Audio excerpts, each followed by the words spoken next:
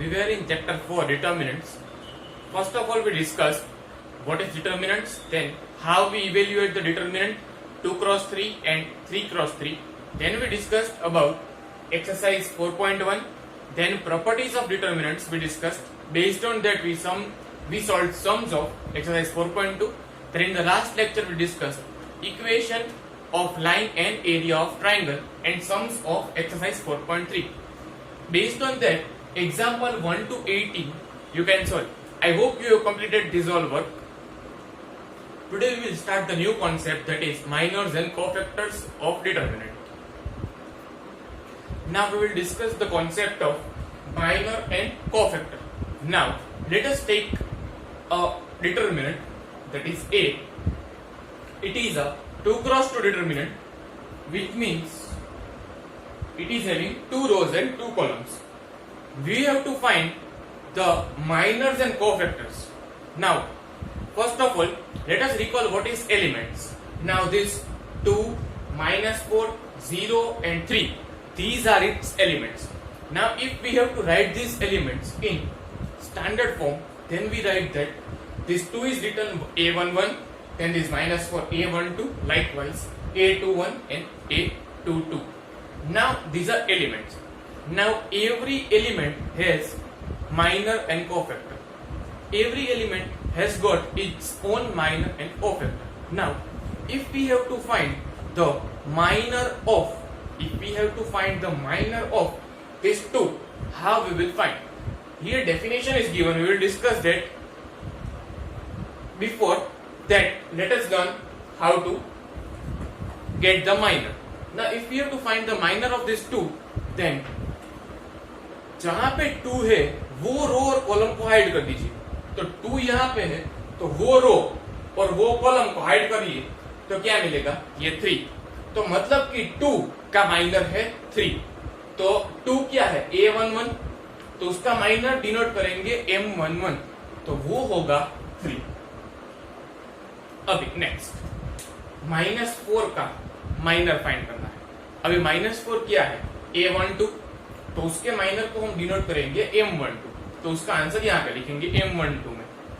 -4 का सेम वही repeat concept. -4 का जो रो और कॉलम है वो हाइड कर दीजिए तो यू विल गेट 0. सो यहाँ पे 0. अभी डेफिनेशन को देखते हैं. See minor of an element Aij, मतलब कोई भी एलिमेंट है Aij, उसका माइनर फाइंड करना है. Is the determinant obtained by deleting its ith row and jth column in which Aij lies. मतलब कि वो जहां पे भी है वो पर्टिकुलर रो और कॉलम हमें डिलीट कर देनी है, वो हमें हाइड कर देनी है. तो हमने वो किया, तो जो बचता है वो हमारा माइनर आ जाता है. अभी यहाँ पे अगर डिलीट किया 2 का तो 3 बचा, तो 3 आया. ठीक है. तो अगर हम वो पर्टिकुलर रो और कॉलम डिलीट करें तो जो बचता है वो हमारा माइनर होता है. हम 2 क्रॉस 2 का अभी आगे देखते हैं. 0 का माइनर क्या होगा? 0 जहां है वो रो और कॉलम डिलीट कर दीजिए, तो वो रो और वो कॉलम, सो -4. अभी 3 का तो A22, उसका M22, तो 3 का रो और कॉलम डिलीट करिए तो हमें आएगा 2. तो इस तरह से हमने 2 क्रॉस 2 के सभी एलिमेंट्स के माइनर फाइंड किए. अभी आपको अगर क्वेश्चन में दिया जाए माइनर ऑफ 3, तो आप लिखेंगे 2, क्योंकि 3 है A22 और इसका M22, मतलब माइनर हो 2. अभी इसके बाद कोफैक्टर स्टडी करेंगे. कोफैक्टर्स क्या है वो देखते हैं. अभी कोफैक्टर्स फाइंड करते हैं. कोफैक्टर्स के फॉर्मूला देखो. कोफैक्टर्स को डिनोट करते हैं Ai, जैसे यहाँ पे M था उसके जगह A होगा, तो उसका है Mij, तो रहता ही है, उसके आगे साइन लग जाती है प्लस और माइनस. वो साइन कैसे लगती है देखते हैं. देखो अभी यहाँ पे है -1 raise to I plus j. अभी I और j क्या है?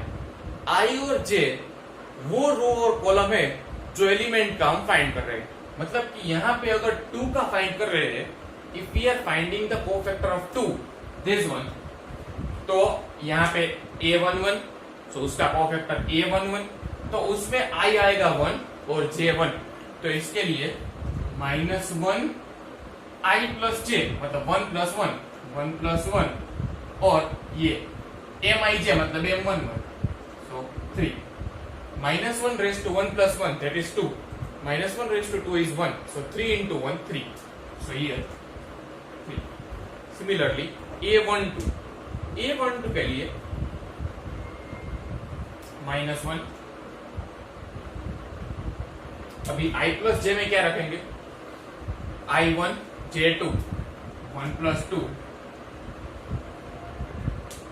mij मतलब m12 0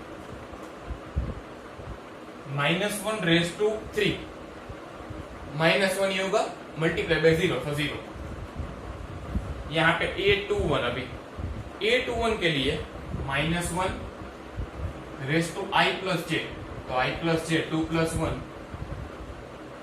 माइनस 4 जो कि है एम आई तो minus one raise to 3 so minus one तो उसका माइनस और ये माइनस 4 का minus minus minus plus so 4 a22 so minus one raise to 2 plus 2 और ये 2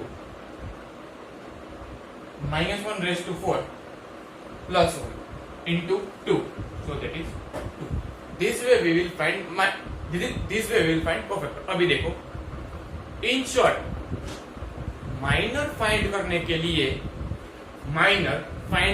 लिए एलिमेंट जहां पे है वो रो और कॉलम निकाल दो तो जो बचेगा वो आपका माइनर होगा और उस पे आप प्लस और माइनस साइन लगाएंगे इस हिसाब से तो आपको कोफैक्टर मिलेगा।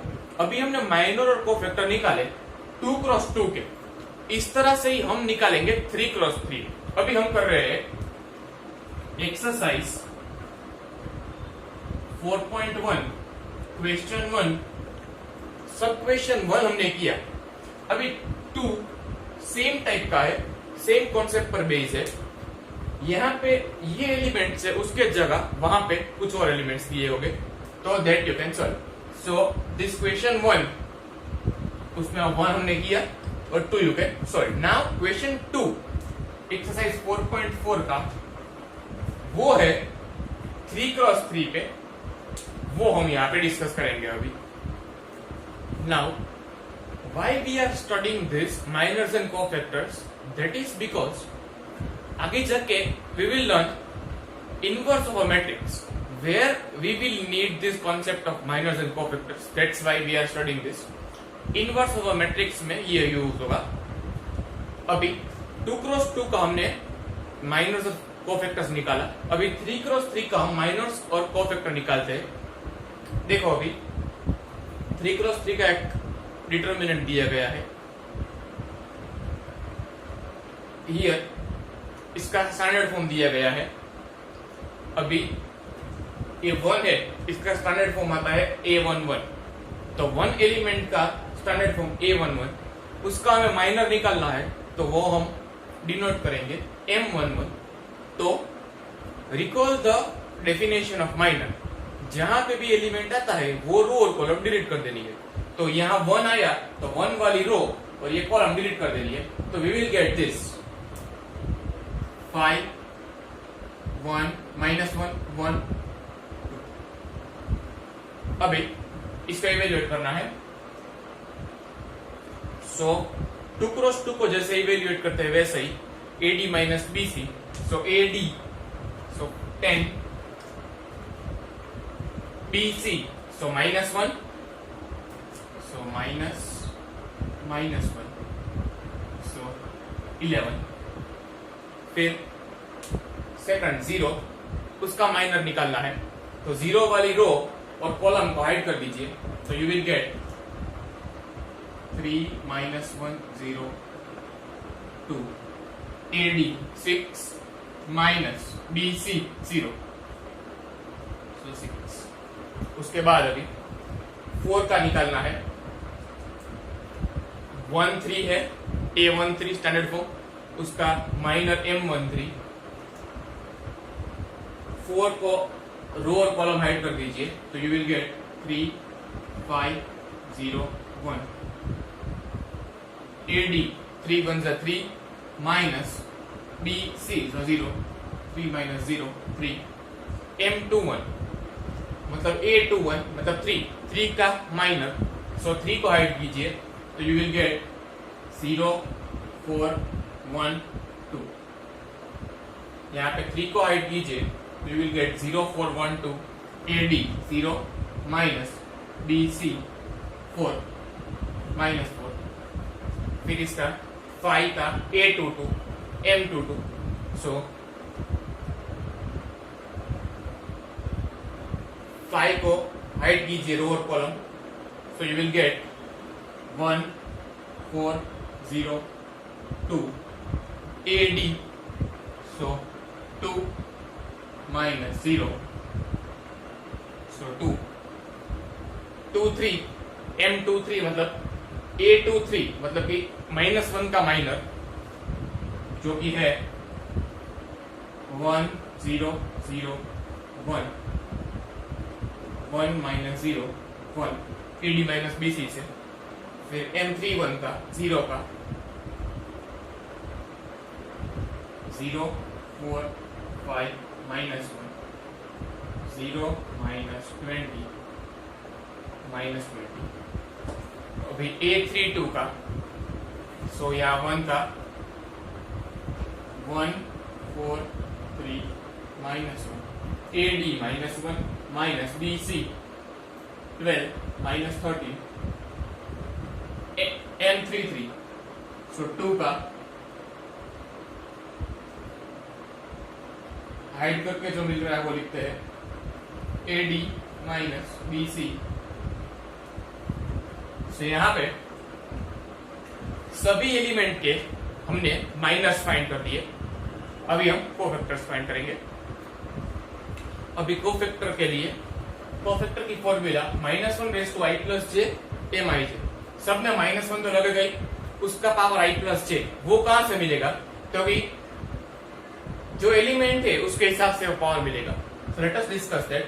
A11 मतलब कि इस एलिमेंट का कोफैक्टर मतलब कि 1 का कोफैक्टर, तो -1 i प्लस जे मतलब 1 प्लस 1 और इसका minor that is 11। So here -1 raise to 2 positive, so 11, फिर -1 रेज़ टू 1 प्लस 2। देखो ये सब है एलिमेंट्स के कोफैक्टर, उसके कॉरस्पॉन्डिंग एलिमेंट्स यहाँ है और उसकी वैल्यू यहाँ है, तो ये हम कोफैक्टर्स निकाल रहे हैं। तो अभी A12 तो ये है A12 यहाँ पे मतलब कि 0 का कोफैक्टर, वैसे ही सबका निकालेंगे तो M12 6 -1 raise to 3 that is -1, so -6, यहाँ पे 1 3 है, सो 1 प्लस 3 और यहाँ पे 3, -1 raise to 4 positive into 3, so 3 A21 2 plus 1 in power, यहाँ पे -4, -1 raise to 3 negative, minus minus plus 4, -1 raise to 2 plus 2, यहाँ पे 2, -1 रेज़ टू 4 प्लस 1 इंटू 2। अभी ये क्या है A22 मतलब A22 मतलब कि ये 5 का कोफैक्टर ये है। तो अगर आपको पूछा जाए कि ये -1 का कोफैक्टर क्या है, तो -1 मतलब A23, तो उसका कोफैक्टर कैपिटल A23 जो कि होगा 2 प्लस 3 यहाँ पे और 2 3 मतलब कि 1, -1 रेज़ टू 5, तो -1 इंटू 1 -1, सो -1 का कोफैक्टर यहाँ पे होगा -1। अभी 0 का कोफैक्टर पूछे तो A31, तो यहाँ पे A31 3 प्लस 1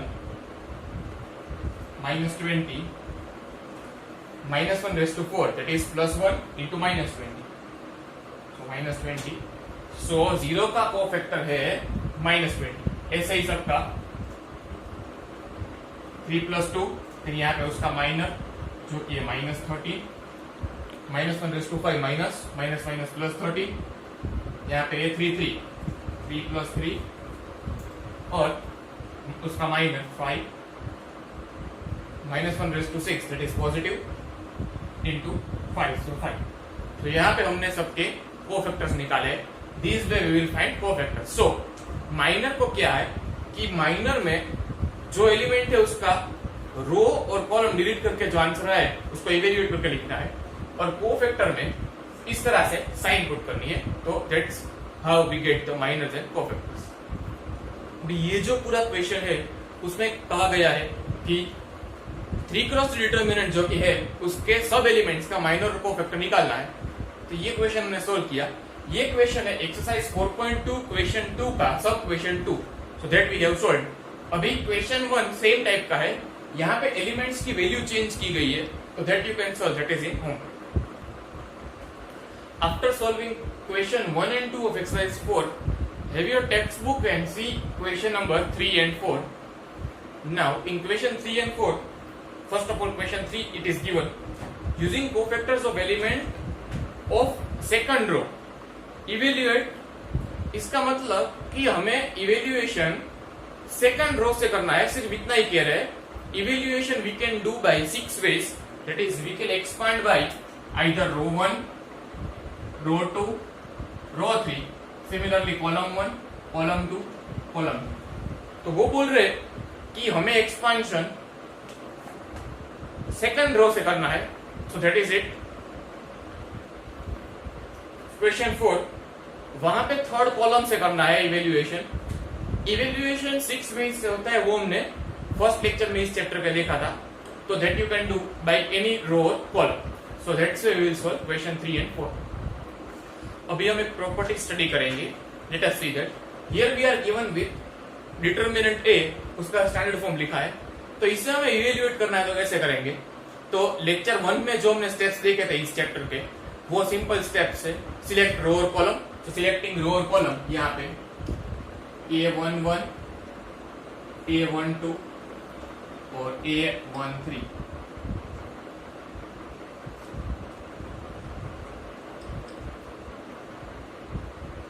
अभी ये क्या है? रो 1 है, तो कोई भी एक रो और कॉलम सिलेक्ट। फिर उसके बाद में क्या करना है, वो हाइड करके लिखना है उसके एलिमेंट्स के। सो A11 को हाइड करके लिखते हैं यहाँ पे,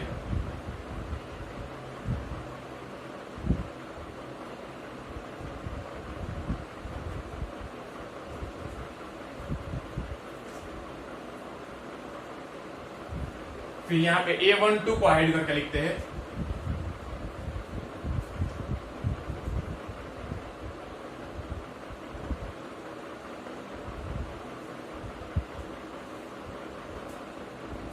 फिर A13 के एलिमेंट्स को हाइड करके लिखते हैं।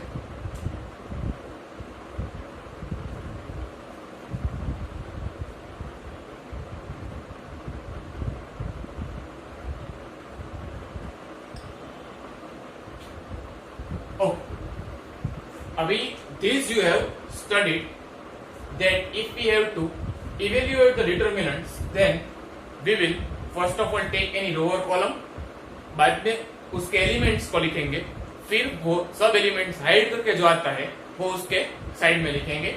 तो that we have done here. Now next step, उसके बाद साइन आती है, तो वो साइन का देखते हैं क्या होता है, प्लस माइनस प्लस, जो कि इस टेबल के हिसाब से आती है।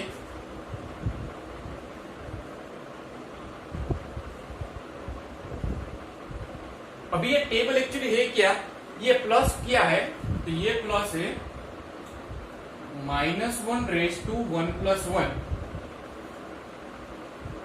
1 1, तो 1 + 1 -1 रेज टू 1 + 1। ये माइनस क्या है, ये है -1 रेज टू 1 + 2। अभी ये 13 क्या है, -1 रेज टू 1 + 3। तो ये प्लस माइनस प्लस, मतलब ये पूरा टेबल कहां से आया, that you can connect now. ये माइनस कहां से आया, -1 रेज टू 2 + 3, दैट इज 5। सो यहाँ पे माइनस ऐसे। अभी देखो ये A11, ये A12 और ये A13। अभी ये जो पूरा है, ये और ये क्या है, ये A11 का माइनर है और उसके साथ उसकी साइन, तो ये उसका कोफैक्टर बन गया। ये क्या है, A12 का माइनर, उसके साथ उसकी साइन, तो ये इसका कोफैक्टर बन गया। ये माइनर A13 का, इसका माइनर ये, और उसके साथ उसकी साइन, तो ये कोफैक्टर बन गए। यहाँ पे plus plus delta is equal. तो ये है प्रॉपर्टी। क्या है प्रॉपर्टी? कि अगर कोई रो या कॉलम सिलेक्ट करे, तो सपोज हमने R1 सिलेक्ट की, तो उसके सब एलिमेंट्स को उसके कोफैक्टर के साथ मल्टीप्लाई करना है। सबको कोफैक्टर के साथ मल्टीप्लाई किया और ऐड करोगे तो you will get the expansion. इसे हम दूसरी तरह से भी लिख सकते हैं, यहां पे डेल्टा रो 1 की जगह रो 2 ली, सो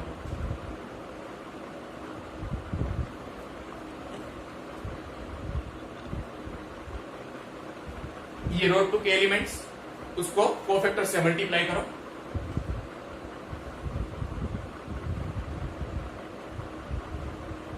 और ऐड करो,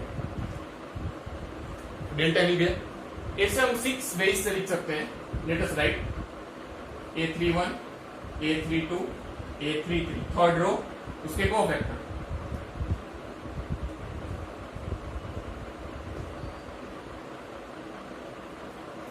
यहां पे let us take this row, this column 1, so A11, A21, A31, ये सब कॉलम 1 के एलिमेंट्स। अभी इसके कोफैक्टर से मल्टीप्लाई करते हैं,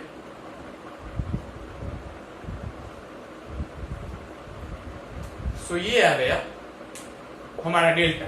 अभी और 2 वेज भी हो सकते हैं, जहां पे हम कॉलम 2 और कॉलम 3 के एलिमेंट्स को सिलेक्ट करके लिखेंगे। अभी देखो, अगर पर्टिकुलर रो के एलिमेंट सिलेक्ट किए और उसी रो या कॉलम के कोफैक्टर सिलेक्ट किए तो डेल्टा आता है। लेकिन अगर यहां पे आप एलिमेंट सिलेक्ट कर रहे हो रो 1 के,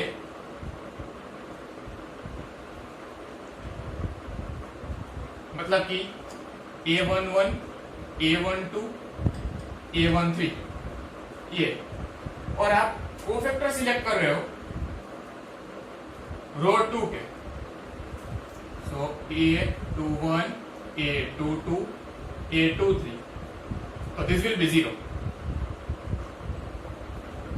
मतलब कि अगर आप कोई एक रो ले रहे और दूसरी रो का कोफैक्टर सिलेक्ट कर रहे, एक रो के एलिमेंट और दूसरी रो के कोफैक्टर, तो आपका आंसर 0 आएगा। Let us take another example. So यहां पे कॉलम 3 के एलिमेंट सिलेक्ट कर रहे हैं,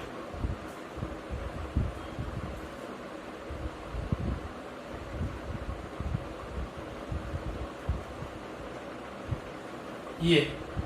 अभी आप जो कोफैक्टर है वो कॉलम 1 या कॉलम 2 का सिलेक्ट कर रहे हैं। लेट अस से कॉलम 1 का,